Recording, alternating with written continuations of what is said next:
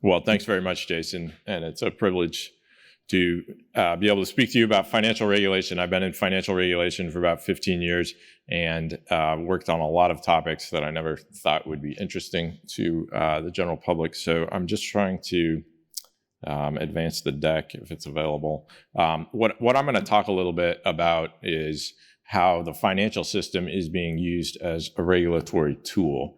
What folks on the left have figured out is that it's a lot easier to regulate the flow of capital than it is to pass a law, which folks can vote against. So I want to talk a little bit about how net zero is being used on the left. But when we're talking about ESG, I want to talk about ESG within the broader context of woke capitalism, because the business community has made a really interesting government relations decision over the past 2 years. Traditionally, you had fairly low approval among Democrats for corporations and for banks. You can see on this chart, it was down in the high 30s, but it was higher among Republicans. And so and that's over 60%. Now, if you've got over half of a particular political party, that's valuable, because if you have half of a party, they can block action. If you're basically 33% across the board, it's not that valuable, because it means you're losing in every sector. So in its wisdom, what the business community decided to do is we will attack the base. We will attack the only people in the country that support large corporations and banks, and we will call them bigots, and we will say we're going after their guns and their religious liberty. And what do you think happened? Well, support cratered from 63% down to 38% for banks, from 54% down to 25%. 25-point drop among Republicans, a 9-point drop among independents. The Democrat numbers went up 2 or 3%. Probably the stupidest strategy in the history of petitioning government for grievances. And that is the context of ESG, part of an effort by corporate America to double down and say it's not just that we're going to use our advertising and our branding and our messaging to attack the only group of people in this country who support the right to be successful and make the large amounts of money that our company was designed to do. We're going to use the financial system to cut off access and really put the screws to these folks. So when I'm talking about ESG, of course, ESG stands for environmental, social, and governance. We're mainly talking about the E at this conference. And I want to zero in specifically on what the E means, because the other side will try to make ESG as broad as possible, hoping that something will be incorporated in the term that's useful. Here's the aspect of ESG that I want us to focus on. It's aligning business operations with net zero by 2050.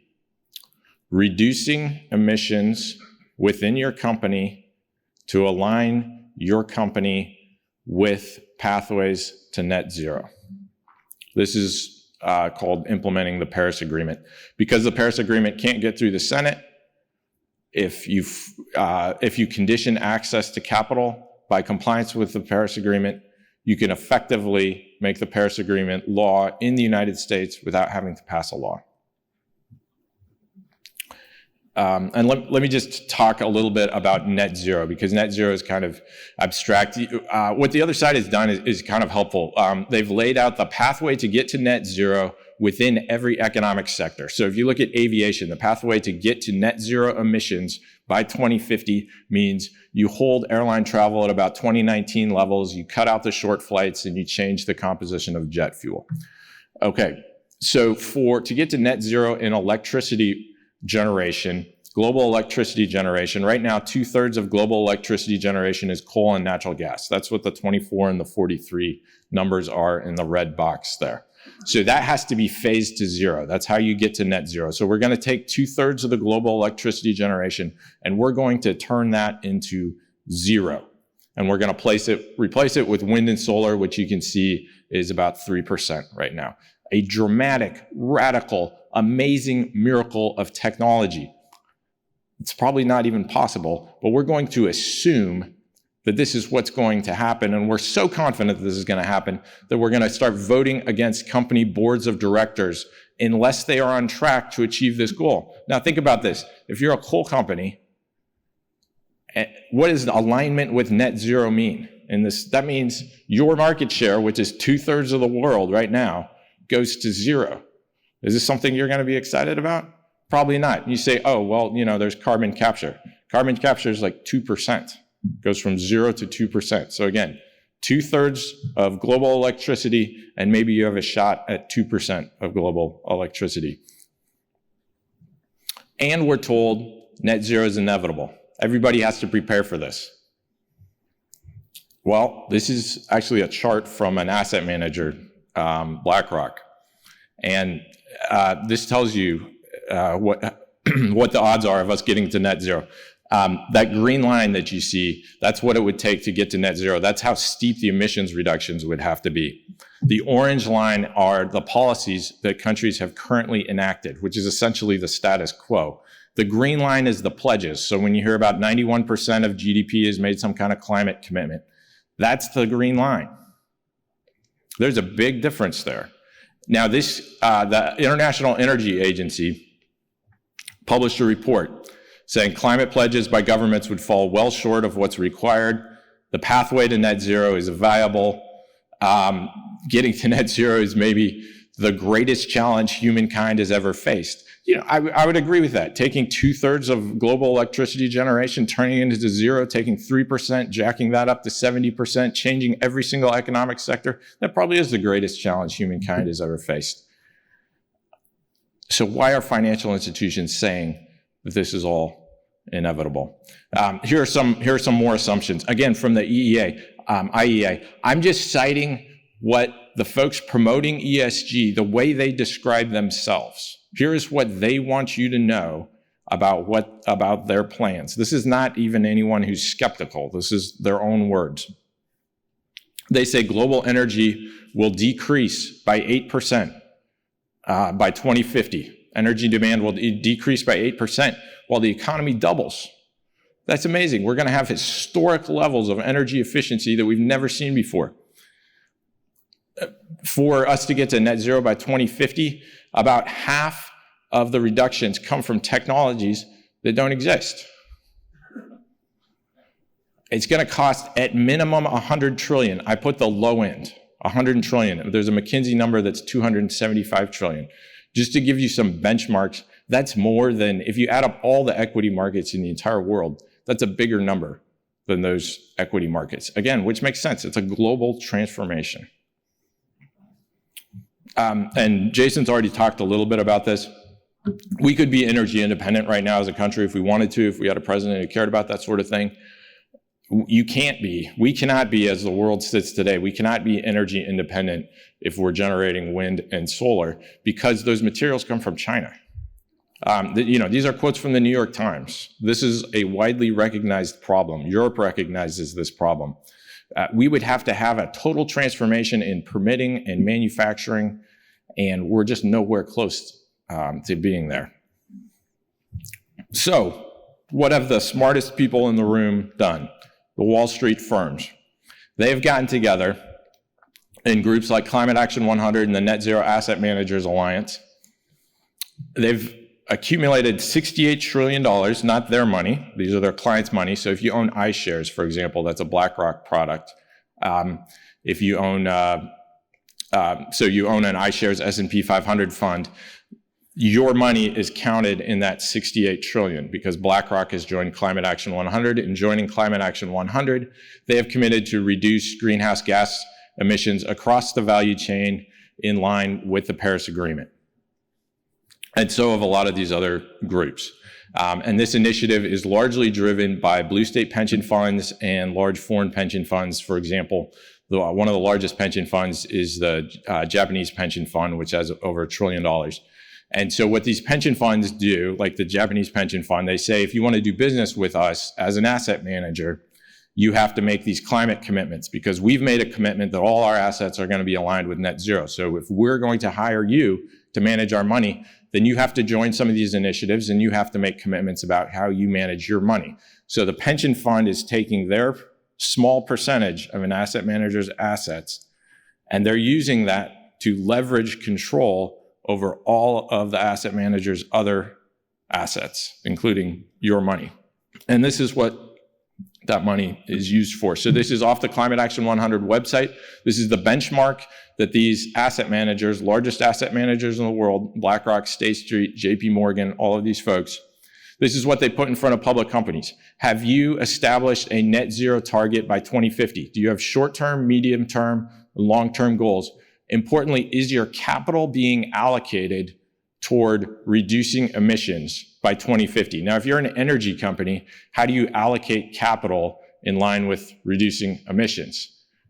You're supposed to allocate capital in line with not selling your product, apparently. And then climate policy agreement.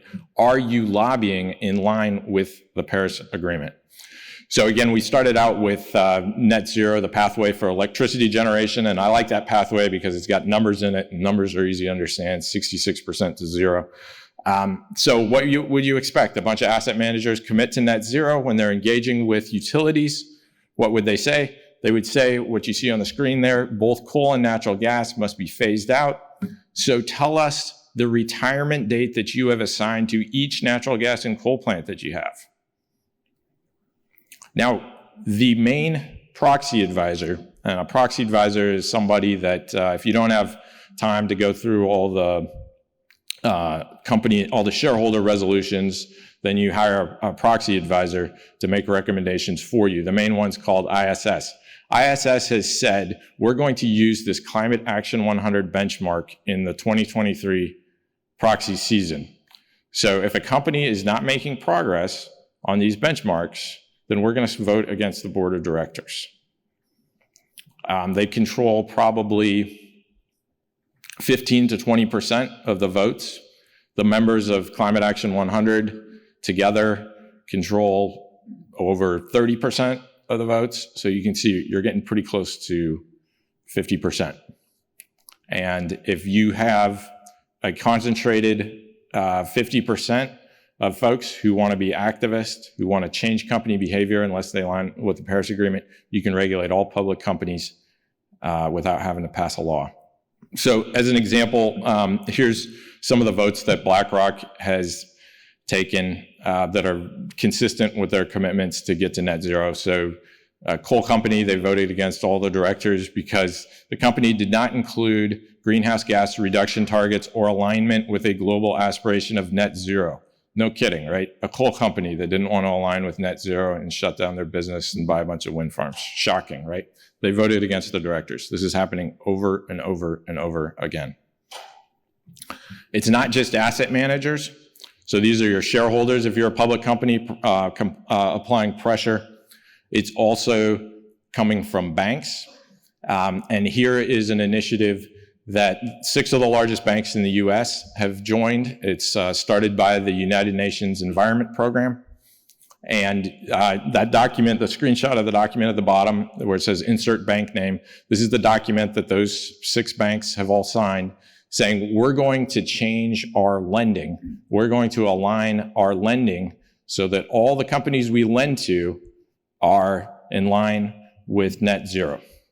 There's 50% of banking assets saying we're going to align with net zero. You may say, well, you know, companies sign stuff and they say they're going to use paper straws, but then people don't like them, so they switch back to plastic. And so, does this really matter? So what the UN has said is they have established lending guidelines for every economic sector, and they've prioritized 3 of them: energy, power generation, and auto manufacturing. So if I were looking at the banks that have signed this document and I were trying to figure out, did the banks take this seriously? I would look at whether the banks are cutting emissions in these sectors that have been prioritized by the UN, and are they cutting them by similar amounts? So look at Bank of America here. This is from something that they put out called a Task Force on Climate Disclosures report. And they say in our power generation, we're going to cut the emissions in our power generation by 70% by 2030. Again, that's what you got to do to get to zero by 2050. JP Morgan Chase, we're going to cut our power emissions by 69%. Goldman Sachs, we're going to cut ours by 48 to 65%. And look at what the CEO says. He says, collaboration will be an essential part of achieving the goal of a net zero economy, and the Net Zero Banking Alliance has an important role to play in facilitating decarbonization and effective capital allocation to the real economy. So he's saying we've joined the Net Zero Banking Alliance with all these other folks. We're going to decarbonize these economic sectors so that we can get to net zero. They're all cutting emissions in the same sectors by the same amounts. Here's Citi saying, here, these targets were developed in line with the Net Zero Banking Alliance, 63% cut instead of 69%. Wells Fargo, Morgan Stanley. And then JP Morgan said, that was good, but now we're going to add 3 more categories. We're going to do iron and steel, cement, and aviation. So again, working through all of the sector categories. The UN has hopefully laid them all out. So we know that agriculture is coming up, residential real estate, commercial real estate, all things to look forward to. Now, there's been a pushback from the states because the states and all of you, you're funding your own economic destruction. And in some ways, there's very little choice because there are so many financial institutions that have committed to this goal. It's actually hard. It takes real work to try to avoid doing business with these people. So if you look at, for example, Indiana's public employees retirement, these are just the firms that are part of Climate Action 100. It's $16 billion. In Nebraska, it's $11 billion. Just Climate Action 100. Which means that state pensions are being used to force the companies that make up the economic backbone that are being taxed to supply all the public contributions for these pensions.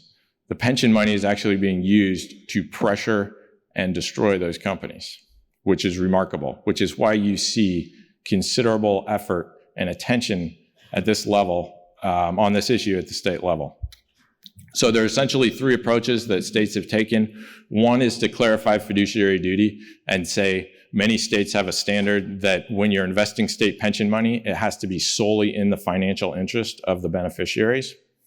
And so what many states are doing is saying, well, when you're using our money to go talk to companies or vote shares, BlackRock did, I think, 2,000 plus climate engagements about a year ago, voted against directors about over 300 times. When you're using our money for that, the same standard applies. And if you're making these commitments saying that you're pushing companies to get to net zero, well, then we're not going to do business with you. Similar concept with the groundbreaking legislation that Jason was talking about that he introduced in Texas that many states are copying on contracting. So here the principle is, well, if the state's hiring somebody as a bank or insurance company or something else, and those assets are then going to be used to undermine the state's economy, then the state's not going to do business with that entity. The third concept is around protecting everyone in the state who would want to go out and get a loan from one of these banks. And here it's really important. There's a fair access concept that came from the Office of the Comptroller of the Currency. And that was the idea that if you're a bank above $100 billion, then you have to basically make your products available to everybody on equal terms. So some folks have taken that concept and tried to turn it into a state law. There's one big problem with that. States don't regulate the national banks that are the biggest problem. And so when you write a requirement like that in state law, you just end up punishing your small state chartered banks. And that is why you see this bill in particular is being defeated by really wide margins because it's not well calibrated to solve the problem. You need a little bit different approach. Florida introduced a version of this. It was a little bit different where the enforcement mechanism flows through consumer protection rather than the bank regulator. And there's a little bit more promise there. So I think I need to wrap up here pretty close. I just want to talk a little bit about the free market. Because when you're talking about asset management, so much of these assets come from governments. And this is something I didn't appreciate. Government money is a very significant portion of our economy. And when you get a number of governments together around a political agenda, they are driving capital allocation and they're driving the market because they are coordinated and organized in a way that we all are not. So 19 of the top asset owners in the world are either public pensions or sovereign wealth funds. 92% of the wealth of the top 100 asset owners are pension or sovereign wealth funds. And then if you take that 92% of the top 100 asset owners, that's approximately 25% of all assets under management. So what the other side has done is targeted a relatively small group of people. It's essentially all asset owners except for Middle Eastern countries and some red state pensions are organized around this goal. And that allows them to influence banks and asset managers and effectively be able to direct capital allocation. And so I think it's important to understand that backdrop because people will say, well, let's just let the market function. Well, the market's been significantly distorted, and you have to address that distortion first. Thanks so much.